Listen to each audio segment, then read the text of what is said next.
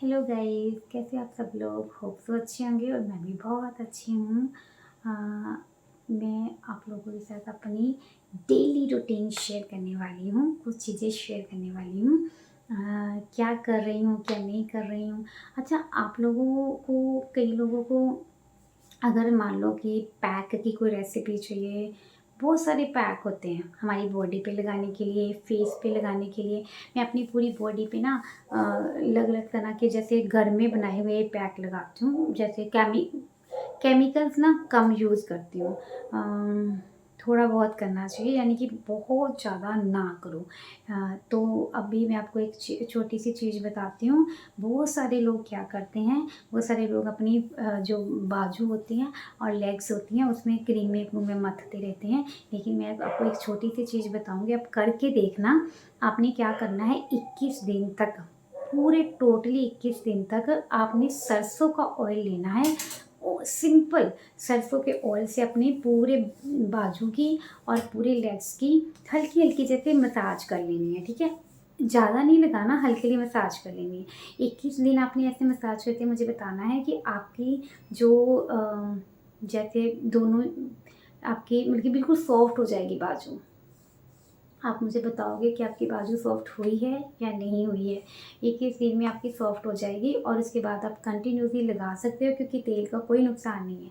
आपको भी पता है, आपको कोई भी किसी प्रकार की कोई भी क्रीम्स लगाने की फिर ज़रूरत ख़त्म हो जाएगी। ये चीज़ें मैं आपको क्यों बता रही हूँ, ये बहुत पुरानी चीज़ें हैं। पहले के लोग सरसों ऑयल ही लगाते थे अपनी बाजुओं पर, अपने टांगों पर नहाने के बाद, ठीक है। जब नहा के हटते थे तब सरसों ऑयल लगा लेते थे, तो उनको कभी कोई किसी क्रीमों की ज़रूरत नहीं पड़ती। मैं आप लोगों के पैसे बचा रही हूँ। मैं आप लोगों को ये बता रही हूँ कि हम कैसे, जो पुराने हमारे बुजुर्ग करते थे ना, जो चीज़ें वो करते थे वो चीज़ें आपको बता रही हूँ। बहुत ही सिंपल होती थी, जिसको कि अभी बहुत ही कॉम्प्लिकेट बना दिया गया है। कि हम हमें हमें ऐसे लगता है कि बाजू बाजू सॉफ्ट होनी चाहिए, ये होना चाहिए। अगर आप अपनी चाहते हैं बाजू सॉफ्ट हो तो सिंपल ये नुस्खा अपना लें, आपको आपकी सॉफ्ट हो जाएगी। अब आपको नहाना कैसे है, अगर आपको पूरी बॉडी नहानी है, ठीक है, आप साबुन लगाते होगे, बहुत सारे लोग लगाते होगे, मुझे बताना, ठीक है। अभी मैं आपको एक चीज़ बताऊँ, मैं कभी नहीं लगाती, काफ़ी देर हो गई मुझे, मैं नहीं लगाती।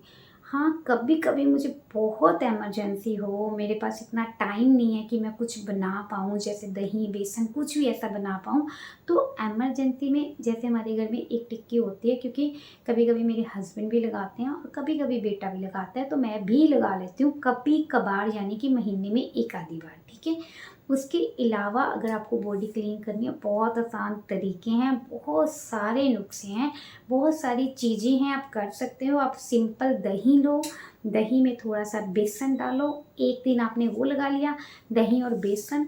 अगर उसी में मिलाना है थोड़ा सा शहद भी मिला सकते हो, चुटकी भर ही हल्दी मिला सकते हो। आराम से आपकी बॉडी बहुत अच्छे से क्लीन होती है। चावल का आटा मिला सकते हो दही में। चावल का आटा कैसे करना है, चावल को ग्राइंड कर लो, उसको छान लो, चावल का आटा बन गया। अगर बाजार से नहीं मिलता, स्मूथ होना चाहिए, दरदरा नहीं होना चाहिए, क्योंकि हमने ज़्यादा स्क्रबिंग नहीं करनी है अपनी बॉडी पे। ज़्यादा स्क्रबिंग करने की ज़रूरत नहीं है, कभी कभी स्क्रबिंग करनी है तो कर सकते हो, बेसन से बहुत अच्छी स्क्रबिंग होती है। उसके अलावा आप दूध लोगे, जो कि राजीव दीक्षित जी का बताया होगा। जब से मैंने राजीव दीक्षित को सुना है तब से मैं अपनी बॉडी पे ये चीज़ें नहीं लगाती हूँ।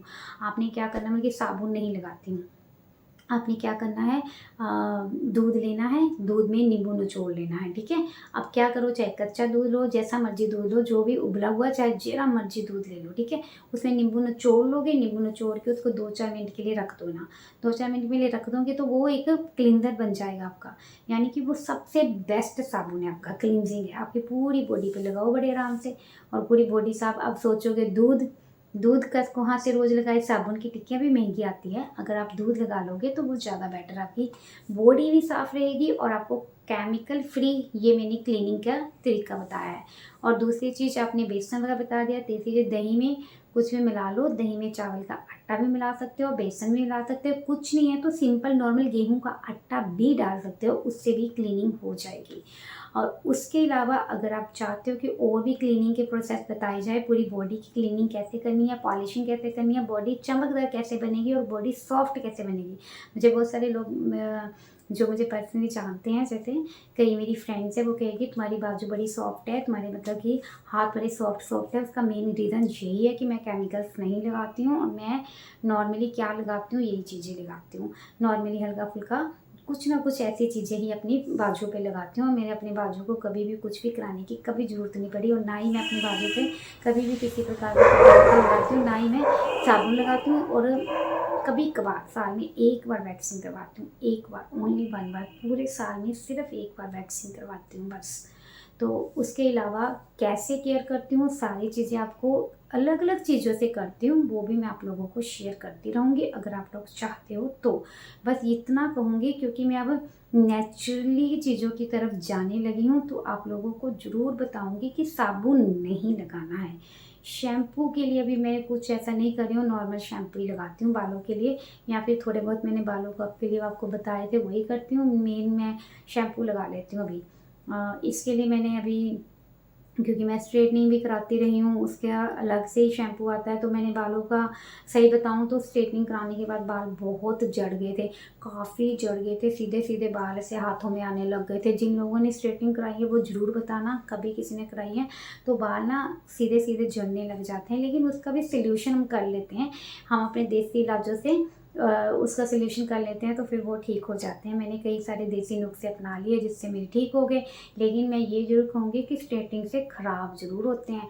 जो मेरे नेचुरल बाल थे ना, बहुत अच्छे और बढ़िया घुंघराले से, और बड़े अच्छे थे। लोग कहते थे कि जेट ब्लैक है तुम्हारे बाल। पहले शुरू में मुझे टोका करते थे, तुम काली मेहंदी लगाती हो, तो मैं कहूँगी नहीं, मुझे तो पता ही नहीं, मैंने कभी मेहंदी लगाई नहीं। तो वो कहते इतने ब्लैक, बहुत ज़्यादा ब्लैक होते थे। तो मैंने ख़राब कैसे कर लिए, स्ट्रेटनिंग करके, स्ट्रेटनिंग करके ही ख़राब किए हैं, क्योंकि और तो मैं कुछ कभी नहीं करवाती थी, नॉर्मल सा शैम्पू लगाती थी, कंडीशनर भी नहीं लगाती थी। लेकिन जब से स्ट्रेटनिंग करवाने लगी हूँ, तब से मैं शैम्पू भी लगाने लगी हूँ, कंडीशनर भी, और हेयर स्पा भी करवाने लगी हूँ। कभी कभार साल में एक आधी बार, ठीक है, ज़्यादा नहीं। लेकिन मैं घर पे ही अपने नारियल की जो दूध होता है उन्हीं चीज़ों से, दही से, और जैसे मेथी दाने से, ये चीज़ों से ही, अपने घर में चीज़ों से ही अपने बालों को भी कर लेती हूँ। पर मैं ज़्यादा झंझट होते नहीं मेरे से, तो मैं नहीं करती हूँ। कभी कभी कर लेती हूँ, महीने में एक आधी बार कर लिया, जब मुझे लगता है यार मेरे बाल काफ़ी वो हो रहे हैं तो मैं कर लेती हूँ। लेकिन मैं बाज़ार की चीज़ों को नहीं अब लगाती फालतू का। और मैं आप लोगों को भी यही सजेस्ट करूँगी कि केमिकल से कम ही केमिकल करो अपनी बॉडी पे। जो जितना कम करोगे उतना आपको बेनिफिट, लंबे समय तक आपकी स्किन चलेगी, जवान रहेगी और बढ़िया रहेगी। और ऐसे ही अगर आप चाहते हो और वीडियो आप लोगों के साथ शेयर करूं, अगर आप सुनना चाहते हो तो मेरे को कमेंट करो, ताकि मैं और वीडियो आप लोगों के लिए बना सकूं, अच्छी बढ़िया बढ़िया, और आपको बताऊं एग्जैक्टली आप क्या करें क्या ना करें। जो मैं करती हूँ, जो मुझे एक्सपीरियंस है, ठीक है, मुझे जो एक्सपीरियंस है, आप लोगों के, आप कहोगे आप अपने, मैं वही चीज़ें बताती हूँ जो खुद अपने ऊपर अप्लाई करती हूँ।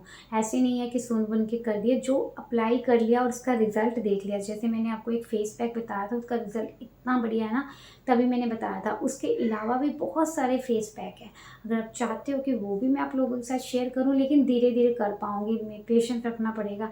मेरी वीडियोस में आपको पेशेंस रखना पड़ेगा, धीरे धीरे सारे होंगे। और जो लोग नए हैं उन लोगों के लिए कहूँगी, मेरे चैनल पर चल रहे हैं गिव अवे, तो जल्दी से मेरे चैनल को ज्वाइन कर लीजिए और सब्सक्राइब कर लीजिए, और गिव अवे में पार्ट भी लीजिए। And thank you for watching my video, and bye bye, and love you all.